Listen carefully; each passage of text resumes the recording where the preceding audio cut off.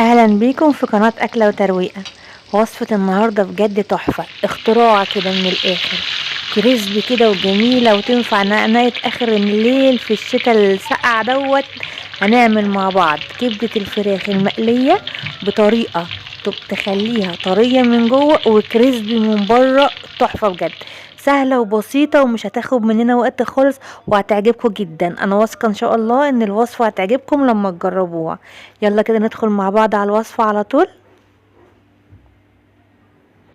احنا هنا معانا كبدة فراخ، ماشي، اي كمية انت عايزاها. الكبدة دي دلوقتي انا غسلتها تحت مية جارية، وبعدين رحت حط عليها معلقة خل بس كده، ودعكتها كلها في بعض بمعلقة الخل علشان تنزل اي زفرة فيها، اي ريحة وحشة معلقة الخل دي هتنزلها. بس كده، وبعد كده رحت مقطعها كده نصين كده.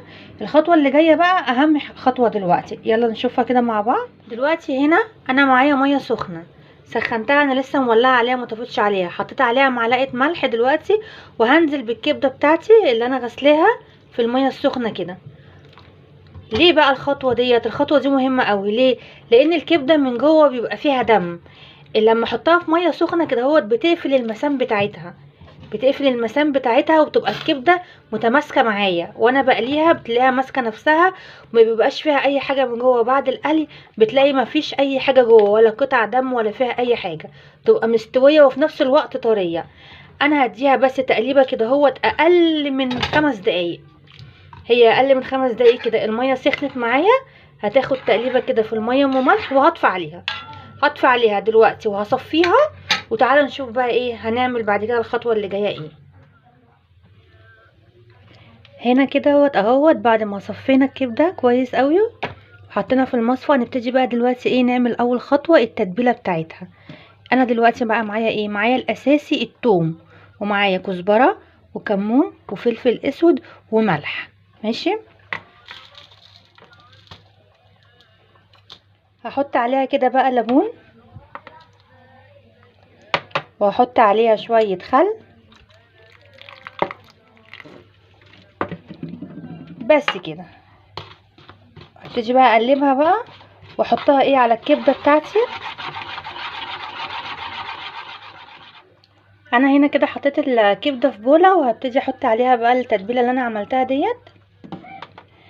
هنا بقى انا قلبت التتبيله فيها كويس قوي، هحطها بقى في التلاجة على الاقل حاجه ساعتين عشان تتشرب كلها من التتبيله اللي احنا عملناها ديت.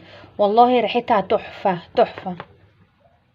هنا بقى الكبده بتاعتنا بعد ما قعدت ساعتين في التتبيله بتاعتها في التلاجة، هنبتدي بقى دلوقتي ايه، طلعناها وهنبتدي نعمل الكفر الخارجي بتاعها.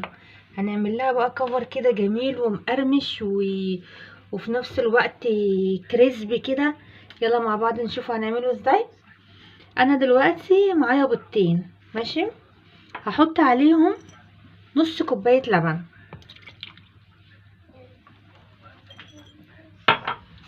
واحط عليهم شوية فلفل اسود، وشوية ايه ملح صغيرين. هقلبهم بقى كده كويس قوي، وهرب البيض كده حلو قوي.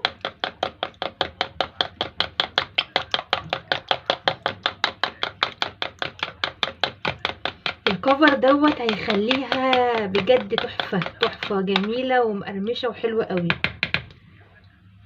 بس كده. دلوقتي بقى بعد ما ربنا البيض بتاعنا، انا معايا دقيق ومعايا بقسماط، ماشي. هاخد بقى الكبده بتاعتي دلوقتي، هحطها في الدقيق كده،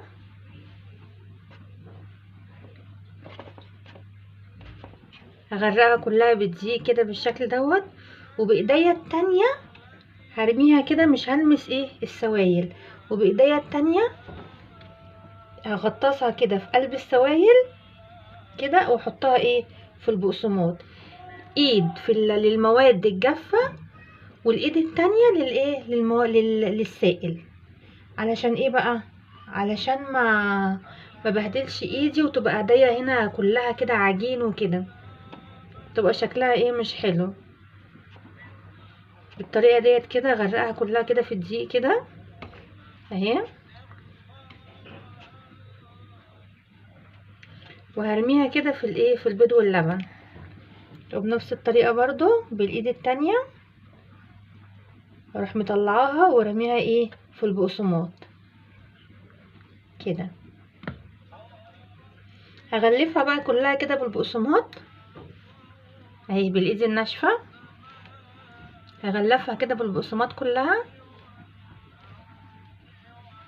هتعمل كفر جميل قوي هوريهولك دلوقتي لما نيجي نحمرها. هتبقى كده.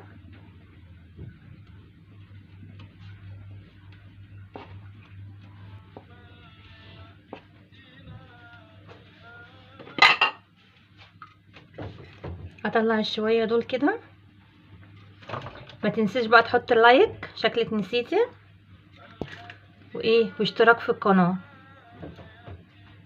هنكمل بقية الكمية كده بتاعتنا بنفس الطريقة برضو.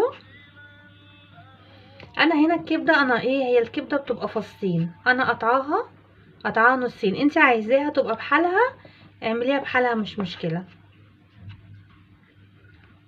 بس انا هنا كده قطعاها نصين كده عشان هي دوت بتبقى ايه على قد اللقمة. عايزة تخليها بحالها خليها بحالها مش مشكلة. انا كده عملت بايد وبالايد التانية برضو زي ما قلت كده اهو. هغرقها بالخلطة دي كويس قوي، خليها غرقانة كده وارميها ايه في البقسماط كده.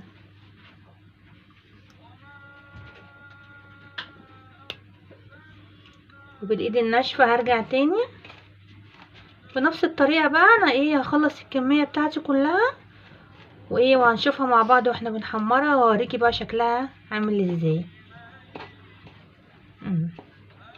هخلص الكمية بتاعتي وارجع لكم ايه تاني. انا هنا كده خلصت الكمية بتاعتي كلها وعملتها اهيت. دلوقتي بقى انا هحمرها. الكمية ديت ممكن لو كتيرة تحطيها في التلاجة، يعني تعملي مثلا شوية النهاردة وتعملي على قد ايه على قد الاحتياج اللي انت عايزاه وتشيلي الباقي في التلاجة، هتبقى برضو حلوة. يلا دلوقتي مع بعض نحمرها ونشوف شكلها عامل ازاي. هنا بقى دلوقتي انا معايا زيت سخن اهو مسخناه كويس قوي على النار. هبتدي انزل بقى بالكبده البانيه بتاعتي كده فيها.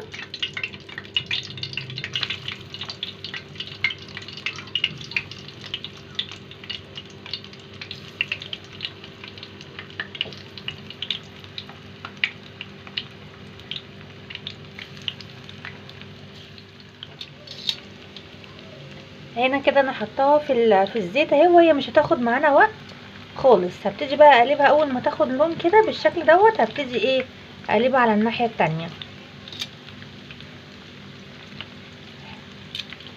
مش هتاخد وقت خالص في التحمير وهتلاقيها اتحمرت وبقت جميله. هنشوفها مع بعض دلوقتي لما اطلعها اهو. هقلبها كده على الناحيه التانية.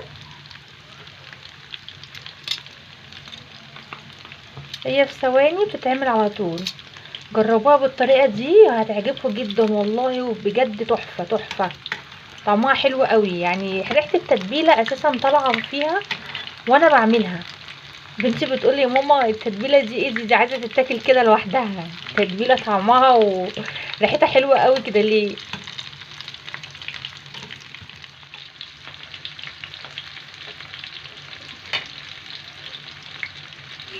بصوا هنا كده بعد ما قلبناها على الناحيه التانية ادت لون ذهبي كده وجميل، وبجد الريحه مش قادره اقول لكم بقى، يعني الريحه حلوه جدا جدا.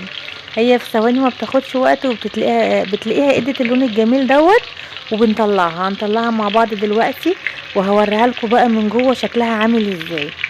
اهم حاجه بقى دلوقتي حط لنا اشتراك وحط لايك للفيديو وفعلي زر الجرس عشان تصلك الوصفات الجديده ان شاء الله كلها.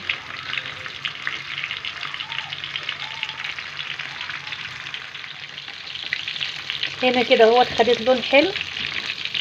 بصوا بتتقلب معايا بسهوله، بقت ماسكه نفسها ازاي. تتقلب معايا بكل سهوله. خدت معانا كده لون حلو كده. هنبتدي نطلعها اهيت.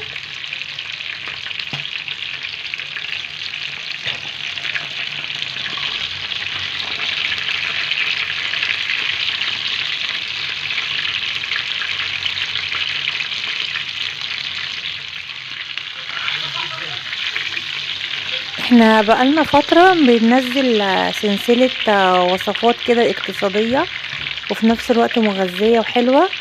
احنا لسه مستمرين فيها وبرضه هننزل الوصفات دي تاني وكده. نزلنا كذا وصفة قبل الفيديو دوت، وصفات حلوة قوي، ياريت تبقوا تشوفوها هتعجبكم. الوصفة دي برضه تعتبر وصفة اقتصادية وفي نفس الوقت مغذية جدا. كبدة الفراخ دي حلوة قوي قوي للأطفال، فيها قيمة غذائية عالية قوي، وفي نفس الوقت تعتبر بالنسبة للأكلات التانية تعتبر اقتصادية، لأن انت ممكن بنص كيلو أو أقل من نص كيلو هتعملي وجبة حلوة قوي. دي بقى بتتعمل جنب منها شوية مكرونة، شوية بطاطس محمرة، بجد هتبقى وجبة حلوة جدا يعني. بصوا بقى هنا شكلها بعد ما طلع، بجد حلوة جدا جدا، ريحتها فظيعة الصراحة يعني. بصي انت ممكن من كمية قليلة بتنفش وبتعمل معاكي حبة كبار قوي يعني، وبنفس الوقت بتشبع يعني، حلوة ومغذية وبتشبع. انا دلوقتي بقى هوريكي شكلها من جوه، شكل الكبدة عامل ازاي ولونها عامل ازاي من جوه. بصوا هي طالعة كريسبي جدا جدا، وهسمعكم بقى صوت القرمشة. بصوا شكل الكبدة من جوه عامل ازاي، ولا فيها بقى دم ولا فيها اي حاجه خالص، واخده سوا مظبوط. بص بقى الطبقه الكفر اللي انا كنت بقول لكم عليه، وصوت القرمشه جامد. سمعتوا بقى صوت القرمشه عامل ازاي؟ بجد جامده جامده يعني. بصوا بقى واخده سوا مظبوط وجميله. جربيها بقى بالطريقه ديت لاولادك اللي ما بيحبوش كبده الفراخ، هيحبوها جدا بالطريقه دي. انا ولادي ما كانوش بيحبوا كبده الفراخ، لما انا عملتها بالطريقه دي حبوها جدا يعني. هي طريقه حلوه واقتصاديه وطبعا مغذيه. جربوها ان شاء الله وهتعجبكم باذن الله. ما تنسوش بقى تتابعوني في الوصفات اللي جايه بعد كده ان شاء الله، والوصفات اللي احنا نزلناها قبل كده، الوصفات الاقتصاديه المغذيه. دمتم بصحه وعافيه، مع السلامه.